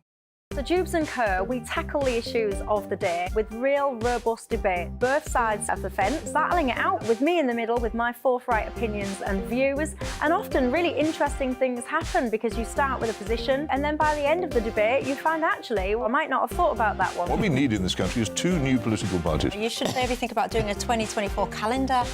I'm Michelle Dewberry and I'm keeping you company right through until 7 o'clock this evening. GB News, the People's Channel, Britain's watching. People in Britain, they love free speech, but they also love fair play. I don't care if I'm speaking somebody from a trade union, from the Labour Party, somebody from the SNP. And I think the viewers like to see that actually we can challenge one another, but in a positive way. We think we ask the questions that people want to ask, and often we ask the questions that we wanted to ask in Parliament but never got the chance to ask. So join us every Saturday, 10 a.m. till noon on GB News, Britain's news channel. In a world of dull and predictable radio and TV shows. Oh, hi. On Mark Dolan tonight, we've got big guests. We drill into the big stories of the day. The show adds up to a brilliant listening and viewing experience. Mark Dolan Tonight is the most entertaining current affairs show ever, and that's a fact. That's Mark Dolan Tonight, Friday, Saturday and Sunday from 9. Only on GB News, Britain's news channel. Every Sunday from 11, join Michael Portillo. There'll be topical discussion, looking at the week before and the week to come. So kick back and relax at 11 a.m. on Sundays on GB News with me, Michael Portillo. GB News, the People's Channel, Britain's news channel. Join me, Patrick Christie's Monday to Friday, 3 till 6. We tackle the day's news agenda like you've never seen before. It's high tempo, high octane, the most controversial topics and the best guests. You will not be able to take your eyes and ears off it. I'm not afraid to ask the questions that you really want answered. 3 till 6 p.m. Monday to Friday on GB News, the People's Channel, Britain's news channel. What you get for breakfast is something that, if we do our jobs right, you will wake up to news that you didn't know the night before. It's a conversation. It's not just me and Eamon. We want to get to know you, and we want you to get to know us. From 6, it's Breakfast with Eamon and Isabel. Monday to Thursdays on GB News, Britain's news channel.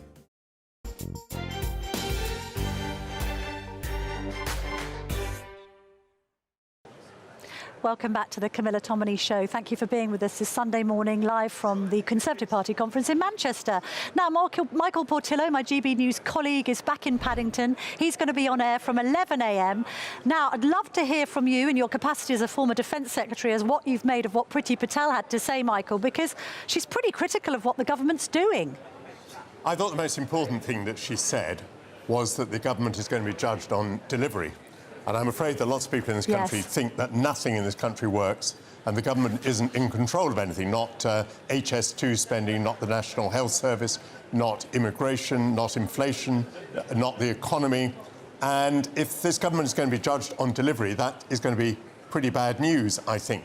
And the problem that people like Priti have, and the others who have signed this letter about taxation, is they call attention to the government's impotence. I mean, is it really a good idea to start talking about taxation now? Because I don't think the government is going to cut taxes between now and the election. No. Is it a good idea to keep talking about immigration when the government cannot deliver, won't deliver on immigration?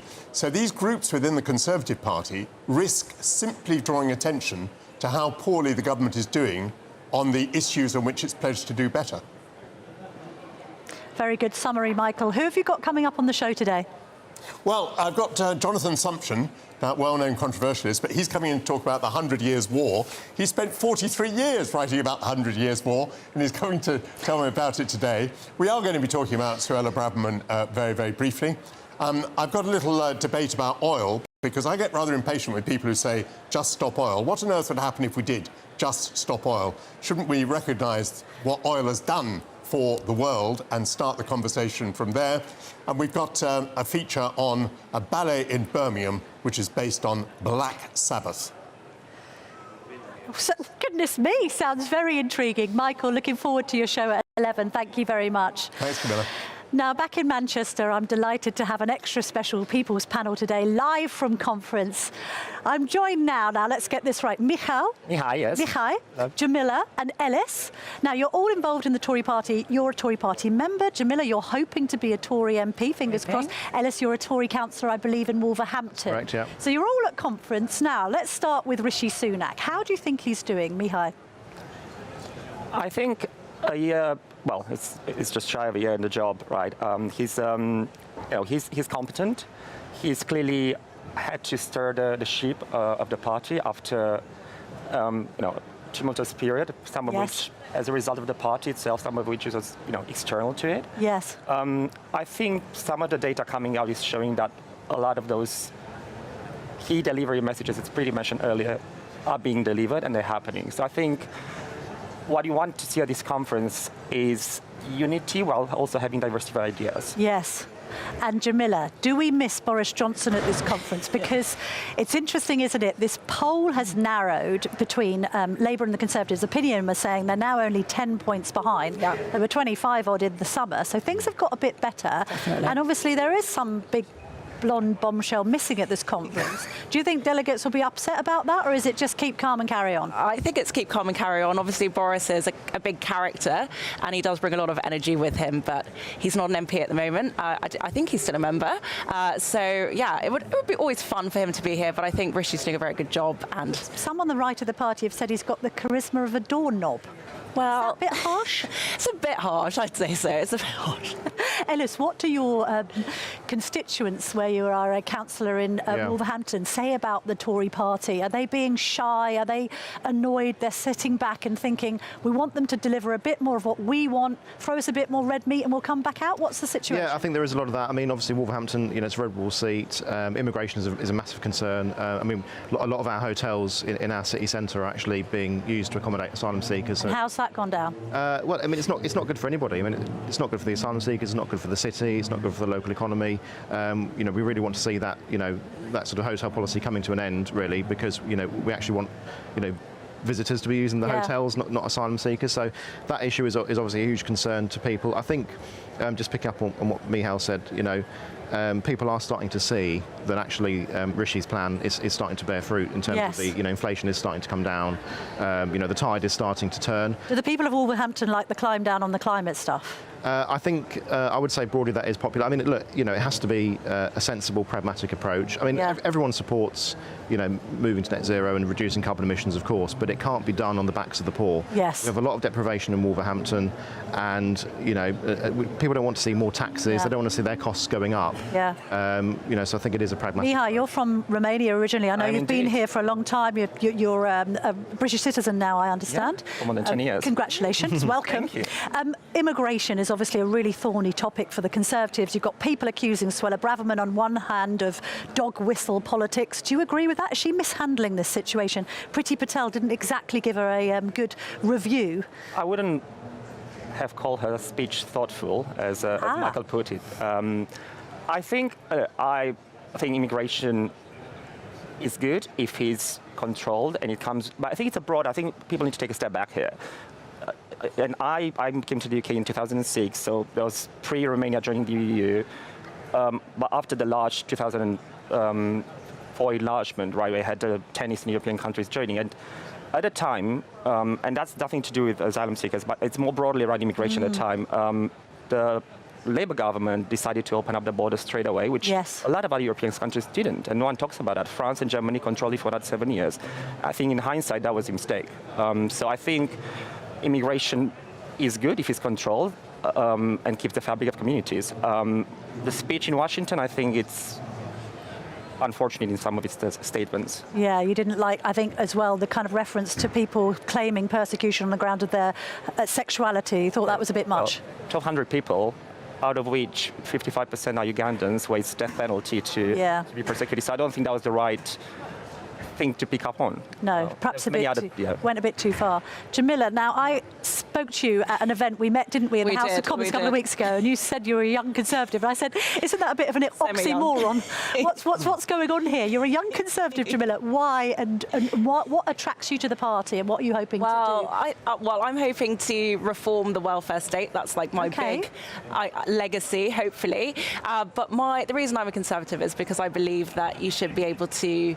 We should empower people to empower themselves. I don't believe in being too reliant on the state, and I think we're getting into a dangerous situation, especially post-COVID, where people are always looking to the government to fix their problems, and I don't think it's the right solution. And I think sometimes we feel the pressure to kind of do what they want us to do, but sometimes we've got to remind everyone that the Conservative way forward isn't about us just giving and giving and giving. Very quick answer from all three of you, because we're running out of time. Chances of the Tories out of 10 winning the next general election, Mihai? 6 to 7. 9.5. I love that optimism. I'd Ellis? say 7. Higher than we think, perhaps? Yeah. All right, lovely to see you all. No doubt we'll bump into each other as the course of the conference goes on. Thanks. Hope to not see you too drunk at the Midland Hotel later, which is a place where everyone hangs out here in the evenings, by the way. Now, we've still got a lot more to come, so don't go anywhere, because in just a minute, I'm going to be joined by my Telegraph colleague, the top political journalist, Ben Riley-Smith. His new book spills the beans on the last 13 years of Conservative government. Pity him for having to write that. And he'll be revealing all to me just after the break. What you get for breakfast is something that, if we do our jobs right, you will wake up to news that you didn't know the night before. It's a conversation. It's not just me and Eamon. We want to get to know you, and we want you to get to know us. From 6, it's Breakfast with Eamon and Isabel. Monday to Thursdays on GB News, Britain's news channel. Westminster is going around in ever-decreasing circles, followed by the media. Britain is broken. How on earth did we get into this mess? But more importantly, how do we get out of it? Join me at 7 p.m, Monday to Thursdays on Farage, here on GB News. We will have open, rational debate. We've got to work out how Britain moves forward from this. Join us here on GB News, the People's Channel. Britain is watching. Join me, Andrew Pearce and Bev Turner, Monday to Thursday, 9:30 a.m. Who benefits from that? Not the British public. And on Fridays, join us, Tom Harwood and Ellie Costello from Britain's Newsroom. That's what you get with this show. That's fantastic. If it's happening, we're talking about it on Britain's Newsroom. GB News, Britain's news channel. GB News, unlike other broadcasters, isn't obsessed with the London-Westminster bubble. We think there's a nation beyond the M25, and that's why we talk about the issues that matter across the land. Join me on State of the Nation, 8 to 9 o'clock, Monday to Thursday, on GB News. Daisy's listening, and you should too. People in Britain, they love free speech, but they also love fair play. I don't care if I'm speaking somebody from a trade union, from the Labour Party, somebody from the SNP. And I think the viewers like to see that actually we can challenge one another, but in a positive way. We think we ask the questions that people want to ask, and often we ask the questions that we wanted to ask in Parliament but never got the chance to ask. So join us every Saturday, 10 a.m. till noon on GB News, Britain's news channel. Nightmare commute. Kick it up a gear with me, Patrick Christie's, at drive time, 3 till 6 p.m, Monday to Friday on GB News Radio. You can listen online and on DAB+, on the smart speaker app and on the GB News app. And if you've got an Alexa, all you have to say is, Alexa, play GB News. We're also on TuneIn and the Radio Player apps. From the school run to rush hour, get revved up with me, Patrick Christie's, on GB News and GB News Radio. So Jubes and Co, we tackle the issues of the day with real robust debate, both sides of the fence, battling it out with me in the middle with my forthright opinions and views. And often really interesting things happen because you start with a position and then by the end of the debate you find actually, well, I might not have thought about that one. What we need in this country is 2 new political budgets. You should maybe think about doing a 2024 calendar. I'm Michelle Dewberry and I'm keeping you company right through until 7 o'clock this evening. GB News, the People's Channel, Britain's watching. The Live Desk with me, Mark Longhurst. And me, Pip Thompson. It's here Monday to Friday on GB News. From midday, we'll bring you the news as it breaks, whenever it's happening and wherever it's happening, from across the UK and around the world. Refreshing, feisty, but with a bit of fun too. If it matters to you, we'll have it covered on TV, radio, and online. Join the live desk on GB News, the People's Channel, Britain's news channel.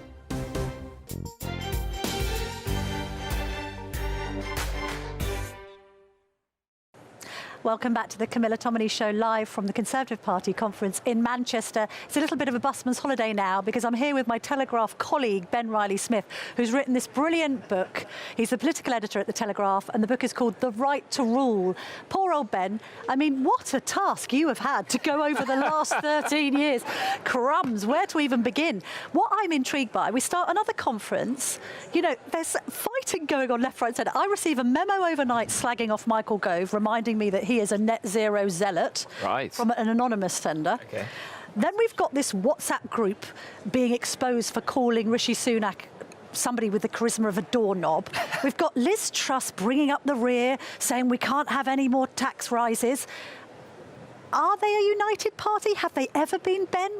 What is it with this lot? Well, they're certainly not a united party right now. I think Rishi Sunak did quite a good job in that first year of stabilising things, of papering over the cracks. Because I think all Tories, whether you dislike Rishi or like him, they accepted that last year these two overhauls looked bad with the public, so they smoothed things over. But no, there are huge cracks beyond it, and in the coming days you're going to see them emerge on tax, on illegal immigration, and whether to pull out the ECHR. So yeah, there are deep divisions, and when you are 15, 20 points behind in the opinion polls, as they are right now... Maybe 10, according to one today, which looks a little bit more hopeful. But why do you think that the Conservatives can't pick a leader and stick with them? I mean, it is extraordinary, isn't it? 5 leaders since 2016. Well, one of the fun bits in the book was trying to get to all these key players and ask them that question. So I got to 120 plus people: Boris Johnson, Liz Truss, David Cameron, various others. And one thing that came out was the Tories are more ruthless in their pursuit of power than Labour, I think, and have the structures to shapeshift what they mean to the public. You know, it only takes 15% of their MPs to trigger a no confidence vote. In Labour, it's 20%. And they've all got to do it on the record. So they have a structure that if they feel the public are moving against them, they can get rid of a leader and change quite quickly. Yeah. I think that's what we've seen over the last couple of years, and that is different from Labour. Priti Patel referred to it as throwing the baby out with the bathwater earlier. She meant the deposing of Boris Johnson. I also asked Michael Gove, you know, did he regret that moment when he knifed him back in 2016? Had he not have knifed him, things could have been really different. I mean, do we see that as the catalyst to the destruction that followed? Because sometimes you try and trace all of the roads of kind of Tory turmoil back to something. Yeah. It sort of does seem to lead back to that moment. Well, I think the big moment, I suppose, was an accidental Brexit, if you like. Yes. The UK government didn't want it to happen at the time. David Cameron, George Osborne, the public voted for it, and then suddenly you had the economic and foreign policy tossed in the air. And it was in that scramble that followed that you got these betrayals. You know, if Michael Gove hadn't turned on Boris Johnson in the leadership race right after that referendum, probably Boris Johnson would have become Prime Minister. Probably the grassroots would have picked a Brexiteer. Yeah. And then maybe he would have had the ability to push it through Parliament. Maybe he would have won the next election that came, where Theresa May should have won, really. She was miles ahead. Yes. And lost. But no, I think Brexit is the kind of seismic moment in this 13 years, the before and after point. And it's since Brexit. You know, Cameron was in power, Tory leader, for 11 years before that. And then you had these kind of 3 successive changes in 6 or 7 years. So certainly that kind of scrambling of the snow globe of politics has had all these repercussions for them. What do you make of some suggestions in the week that Liz Truss is eyeing up a second bid should it all go wrong for the Tories at the next general election, Ben? I don't think she genuinely thinks she can be leader or Prime Minister again, but I do think she thinks she can shape who will be the next Prime Minister or leader again. Yes. And that's why she's championing the kind of side of the argument that she believes in, the tax cutting, the scaling back of regulations, because to me it seems like she's got one eye on what could happen late next year if they lose an election. There is a leadership race. She wants those policies and that side of the party to prevail despite what happened last autumn. And do you think Cincinnatus Boris wants to come back at some point? Return from his plough and take up power. I'm sure if he's given the snapshot. I mean, we saw it last year, right? He was out of Downing Street for something like 6 weeks, 7 weeks, and still tried to come back. So I'm sure if there was possibly a way to do it, he would. But I mean, there are quite a few steps there now. He's got to somehow get back into Parliament. So I doubt it's imminent. I don't think it's going to be in the next race. But I'm sure he's keeping half an eye on it. He said when he was leaving, I'm stepping away for Parliament for now. So I think if there was ever the opportunity, he would jump at it. How do you think Rishi Sunak is doing? I was saying to Nigel Nelson earlier, I think he's in a better position now than he was 6 months ago. Can he gain momentum? Because we hear from his people, he's very confident, he's bullish. He thinks they can win whenever the election is, which is when, do you think, spring or autumn? I still think it's autumn. I don't quite understand the rationale for why it would be spring. I mean, I liken it to a man with a guillotine hanging above their neck and kind of willingly snipping the rope. You know, if you are so far behind, why don't you think give it a couple of months and maybe something will come up? You know, there's an argument for Boris Johnson lasted longer as Prime Minister because the Ukraine war happened out from the left field and it calmed Tory nerves because they had to rally behind the Prime Minister. But is it misplaced optimism for Rishi Sunak, do you think? Or is there a chance they could actually do this? Well, never say never. No. You know, in 2017, Theresa May was miles ahead of Jeremy Corbyn. And she ended up, at the end of that campaign, losing the Tory majority. I mean, I think what they really think is if you zoom in on specific policy areas, rather than just loosely thinking about politics, they can draw these dividing lines that have the electorate the right side of them and Labour. So net zero, drivers, possibly trans issues, possibly tax cuts later down the line. Well, is it as simple as that? You know, clarify whether or not a woman can have a penis, scrap IHT, bring corporation tax down, carry on with the climate climb down, do a couple of other things that are good for the righties and everything will be okay?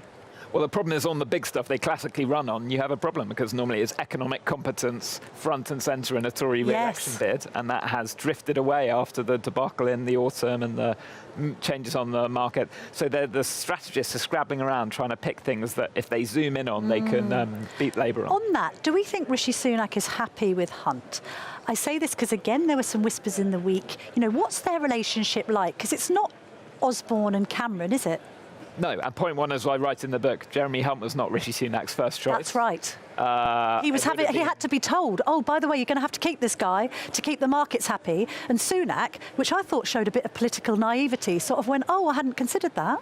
I think, yeah, if he'd won in that summer, I think the names that were knocking around were Oliver Dowden, John Glenn, these types of figures who are very close to Rishi for that spot. But he came in after the second race next year, which was all about calming the markets, calming the party. If you had a chancellor there switching the chancellor, I think they thought it would be too much of an upheaval. I think they are quite like-minded. They're both kind of moderate, centrist Tories who believe in fiscal responsibility. But yeah, it's certainly true that if he had a clean slate in the summer, he wouldn't have picked Hunt for the chancellor. And on Sunak, to finish, Ben, who is this guy really? I mean, you look at his maiden speech, it's very Thatcherite. He says, I am a Brexiteer, although he didn't do that much kind of high-profile campaigning. He's like, claims to be a Conservative, but sometimes he keeps it very well disguised. Yeah, well, in the Telegraph at the weekend, we interviewed Oliver Dowden, Deputy PM, but also very close to Rishi. And he said, look, the truth is, this guy is much of a traditional low-tax, low-regulation Tory than sometimes he might let on. And I think this autumn you will see the real Rishi beginning to stand up and say, look, I'm not just an administrator, I do have some ideology. All right, let's give the book another plug. Look, brilliant, says Andrew Marr. It must be good. The Right to Rule, that's by Ben Riley-Smith, and it's out in all good bookshops now, and it's a right good read. It's brilliant. Thank you, Ben, for being with us this morning. I know you're going to have a very, very busy conference. As I said to Stephen Timms, we're going to be at the Labour Party conference next week in Liverpool. But from here in Manchester, it's been emotional. I've enjoyed it. So far, so good on the old technical front. I think we're doing all right. And we had Michael Gove advocating GB News' survival. So that's a good thing too. Lovely to see you all. Thank you for being with me. Of course, Michael Portillo is back up next at 11 o'clock. And I'll see you next week, 9:30 in Liverpool.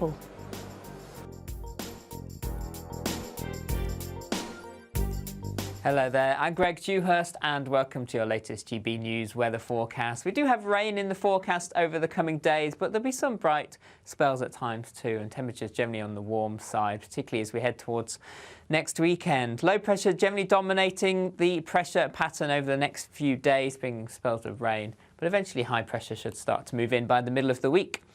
This afternoon we do have bright spells across Northern Ireland, Scotland, with a few scattered showers here, some thicker rain towards parts of Shetland. This cloud as well stretching from southwest England into Wales, the Midlands, Parts of East Anglia will give some spells of rain at times. Brighter to the southeast, and here temperatures lifting to around 23, 24 Celsius. Elsewhere, generally the high teens to low 20s. So on the warm side for the time of year. This frontal system tries to move a little further south and eastwards as we go through this evening into the early hours. Clear spells generally elsewhere. Still a scattering of showers across Northern Ireland, particularly northwest Scotland. Some of these on the heavy side. The wind's picking up here too. And for most, temperatures largely staying in double figures, and a warm night across the far south, where it will be quite a cloudy start to Monday morning. Some outbreaks of light rain and drizzle. And then through the day, this frontal system starts to push a little further north again and reactivate. So we'll see spells of rain across England and Wales. There'll be some brighter interludes at times too. Some of that rain could be heavy,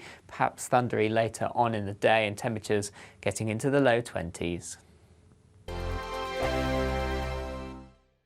The Live Desk with me, Mark Longhurst. And me, Pip Thompson.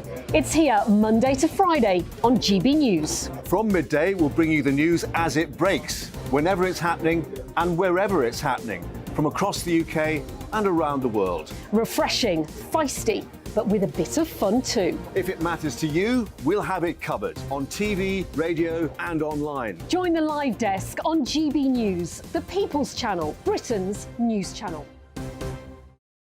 Join us every night on GB News at 11 p.m. for Headliners, which is 3 top comedians going through the next day's news stories, which is exactly what you need, because when the establishment has gone crazy, you need some craziness to make sense of it. Headliners. You don't have to bother reading the newspaper. We've got it covered for you. Every night at 11 p.m. and repeated every morning at 5 a.m. We won't send you to sleep like some of the other paper review shows out there. So join us 11 p.m. every night on GB News. The People's Channel, Britain's news channel. The Jubes and Co, we tackle the issues of the day with real robust debate, both sides of the fence, battling it out with me in the middle with my forthright opinions and views. And often really interesting things happen because you start with a position and then by the end of the debate you find actually, well, I might not have thought about that one. What we need in this country is 2 new political budgets. You should maybe think about doing a 2024 calendar. I'm Michelle Dewberry and I'm keeping you company right through until 7 o'clock this evening. GB News, the People's Channel, Britain's watching. People in Britain, they love free speech, but they also love fair play. I don't care if I'm speaking somebody from a trade union, from the Labour Party, somebody from the SNP. And I think the viewers like to see that actually we can challenge one another, but in a positive way. We think we ask the questions that people want to ask, and often we ask the questions that we wanted to ask in Parliament but never got the chance to ask. So join us every Saturday, 10 a.m. till noon on GB News, Britain's news channel. In a world of dull and predictable radio and TV shows. Oh, hi. On Mark Dolan tonight, we've got big guests. We drill into the big stories of the day.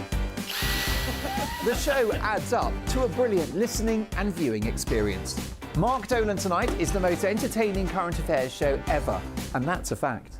That's Mark Dolan Tonight, Friday, Saturday and Sunday from 9. Only on GB News, Britain's news channel. Every Sunday from 11, join Michael Portillo. There will be topical discussion, looking at the week before and the week to come. So kick back and relax at 11 a.m. on Sundays on GB News with me, Michael Portillo. GB News, the People's Channel, Britain's news channel. Join me, Patrick Christie's Monday to Friday, 3 till 6. We tackle the day's news agenda like you've never seen before. It's high tempo, high octane, the most controversial topics and the best guests. You will not be able to take your eyes and ears off it. I'm not afraid to ask the questions that you really want answered. 3 till 6 p.m. Monday to Friday on GB News, the People's Channel, Britain's news channel. What you get for breakfast is something that, if we do our jobs right, you will wake up to news that you didn't know the night before. It's a conversation. It's not just me and Eamon. We want to get to know you, and we want you to get to know us. From 6, it's Breakfast with Eamon and Isabel. Monday to Thursdays on GB News, Britain's news channel.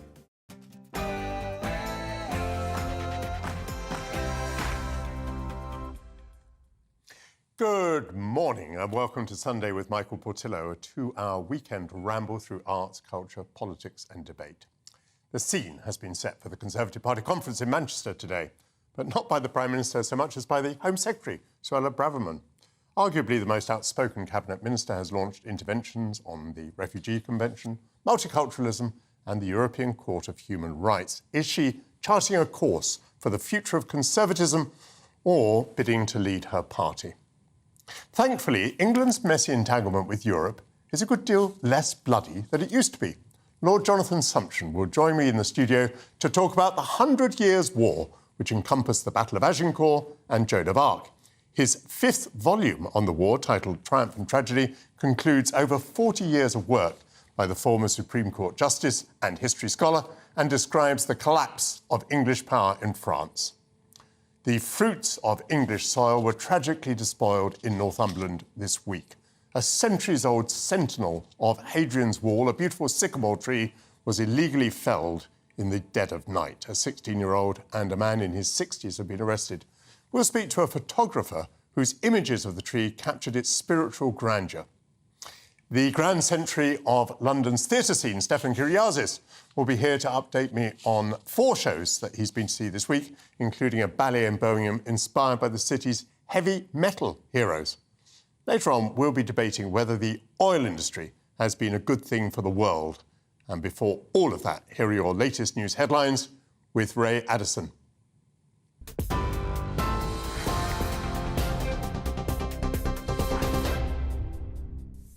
Thanks, Michael. Good morning. It's 1 minute past 11, our top stories this hour.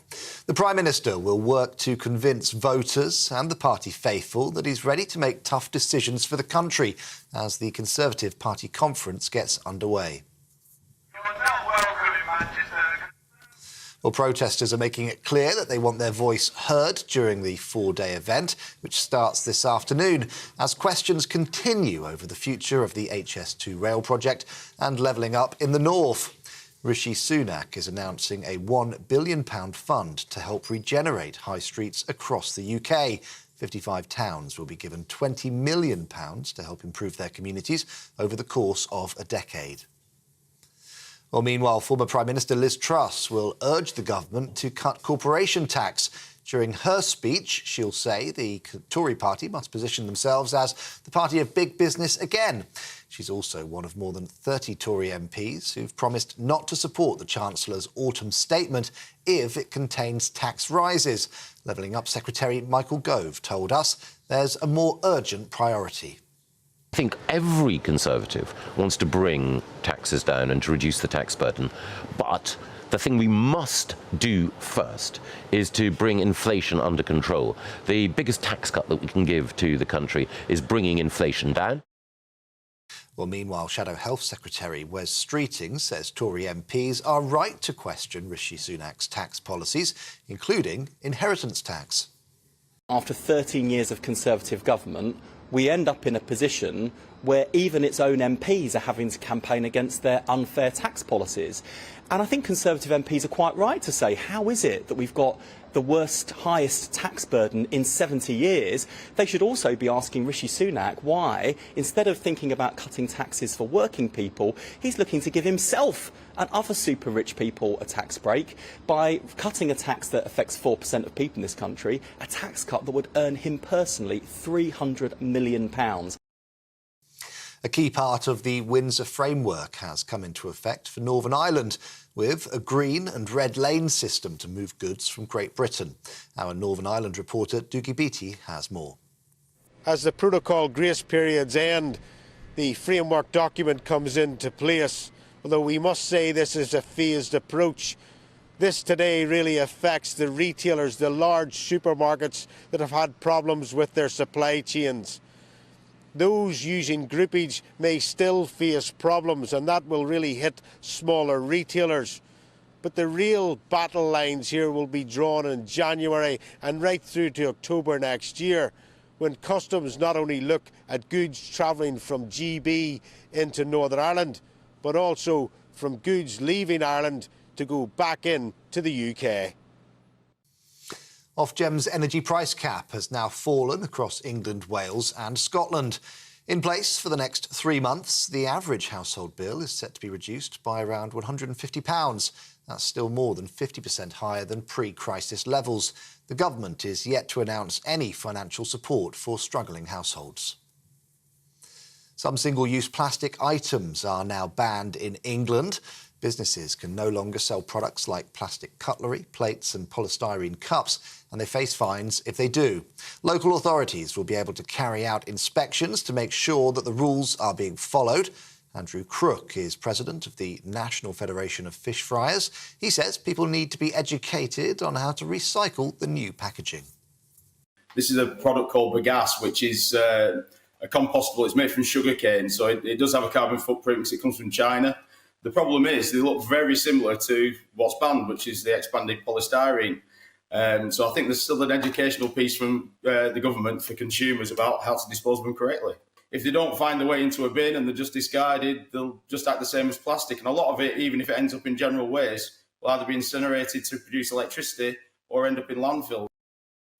This is GB News across the UK on TV, in your car, on digital radio and on your smart speaker by saying play GB News. Now let's get straight back to Michael.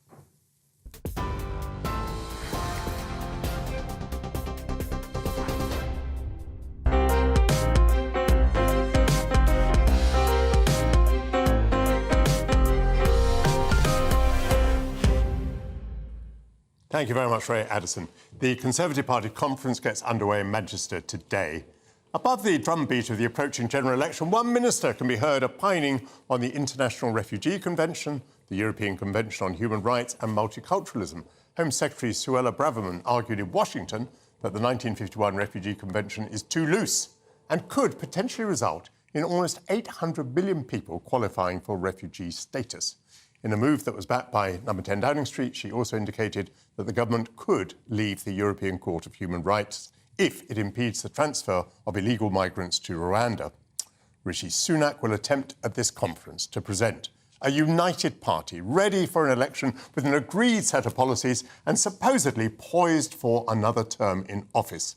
Let us hear from Manchester, where the conference is taking place. I'm joined by Eric Pickles, now Lord Pickles, who served in David Cameron's cabinet and was Tory chairman before the 2010 election. Eric, welcome to GB News. What do you think of the chances... Thank you. It's very nice to be here. Good. What do you think of the chances that the party will look as though it is united with a clear set of agreed policies poised for another term in office? Well, that will be the aim, for it to be at the end of the conference. But, right now on a Sunday, it's difficult to say. Party manager will be trying to do that. But what party managers need to understand is, not for years have they entirely been in control of the agenda of the conference, because it's now the fringe that dominates. So it'll depend on those various cabinet ministers, people of varying ambition, as to what they say at the fringe. They'll probably be very disciplined on the stage because everything is worked out. The speeches are agreed. Some fringe speeches are agreed, but it's that off-the-cuff remark. It's been suddenly surreptitiously recorded, like the Chancellor was, about when the general election is going to take place, when inflation reached 3%. Those are the things that could throw the Conservative Party off balance. More than that, there is joined-up thinking by some members of the Tory party. They want to put pressure on the government over taxation, for example. I was arguing earlier, having listened to Priti Patel, that what these people do is really to put a spotlight on the impotence of the Conservative government. The Conservative government is not bringing down taxes, it's putting them up. The Conservative government is not controlling immigration. Immigration is flowing strongly and steadily. And people making protests about this really kind of just call attention to the government's failures, or perhaps you disagree. No, I couldn't put it better myself. I mean, any Conservative wants to see a lower level of taxation, of course. And people go back to the glory days of Lady Thatcher. But what they forget about Lady Thatcher is not only was she a tax cutter, but she also believed in sound money. And given the level of inflation, given the cost of the pandemic, particularly the furlough scheme, given this the society's view that the more money you put into the health service rather than what comes out of the health service, the fact that there are lots of people like me about, old people, is growing, is going to mean that that taxation burden is going to remain high for a long time. And let me put another point to you. I understand that there are lots of Tories who have absolutely given up on the next general election. Many of them, of course, have decided not to stand. But there is a poll today that puts the Conservatives only 10 points behind Labour, and that's a change of 10 points or more in recent months. Are you one who takes the view that the election is lost, or would you think that actually, with a rather uncharismatic Labour leader, it's everything to play for? Of course there's everything to play for, but the party needs to get its act together. I think we need to offer some hope. These various sort of consumer offerings that we get will stop the 20 mile an hour, we'll do something about dangerous dogs, we'll do this, that and the other. What we actually need to do is to give people some hope. And my worry is that the party leadership have misread the Uxbridge by-election results. I think the Uxbridge by-election was a classic protest vote. And the thing was that Sadiq Khan was more annoying than the Conservative Party, and that's what happened. It wasn't particularly our desire and our love of the motor car. And I think what I want to really see is, a collection of policies that says you're going to be better off, your kids are going to be better off, there's going to be a degree of progress. And that's what the Conservative Party has traditionally happened. I mean, I come from, obviously, I come from the north of England, and I come from working class stock. The Red Wall wasn't just like a new phenomenon, it's always been there. And people who vote Conservative in working class areas are doing it not because various buttons are being pressed, it's because they want to see a better life for themselves. And more particularly, they want to see a much better and more prosperous life for their children. They want their children to do better than them. And that's what Lady Thatcher really got into. And it's what the Conservative Party need to offer. Now, if the Prime Minister could offer us some hope, some optimism, some understanding that those communities are going to be better off, not that we're going to offer a special fund for this and a special fund for that. They need to understand that the Conservative Party, the Conservative government, is on their side. Eric Pickles, two 70-year-olds discussing Lady Thatcher. We've got our finger on the button here. Thank you very much, Eric Pickles. Now, to discuss this further, I'm joined in the studio by Conservative peer in the House of Lords, Daniel Moylan, and Labour councillor Pemana Assed. Welcome to you both. Pemana, thank you. You've not been on with me before. It's great to see you. The 1951 Convention on Refugees. 1951 is a long time ago. You and I don't drive 1951 cars. Is there any reason at all why we shouldn't look at reforming a 1951 convention? So I think the first thing we need to understand is that why did the convention come about? And that was because in the wake of World War II, with refugees having to leave their home countries and seek refuge elsewhere. And these conditions were put in place in order to have a more welcoming and open armed policies in the countries that were receiving these refugees. We saw what happened in World War II with the kinder transport coming to the United Kingdom with refugees coming here. And so I believe that those laid the foundations of where we start. But aren't you making my point? The conditions were very different. So I agree that conditions have changed and things have changed and moved on, and we're seeing different types of migration, different types of refugees coming here. But we have to try and think about what that foundation actually says to us. That foundation says that one of the first things is that you don't have to claim refuge in the first quote-unquote safe country that you arrive. All right, but let's put it another way. Does it say that if you come from a perfectly safe country like France, that you've got to be treated as though you've come from a dangerous place? But here's the thing, where are those refugees actually coming from? So when we look at the small boat migration to the UK, most of the refugees there are from Libya, Syria, Afghanistan. You don't see Ukrainians on those boats. You don't see Ukrainians drowning on those boats. Why is that? It's because we have a different policy for Ukrainians than we do for those kinds of refugees. Now, we have to try and... But just make the point that they're coming from a safe country. But they're not coming from a safe country, technically, because that's a journey that they're making. And their final destination is the United Kingdom. So how can France be the country that they should... the Refugee Convention says you don't have to actually claim asylum in France, just because you arrive there. If their final destination is coming to the United Kingdom, who says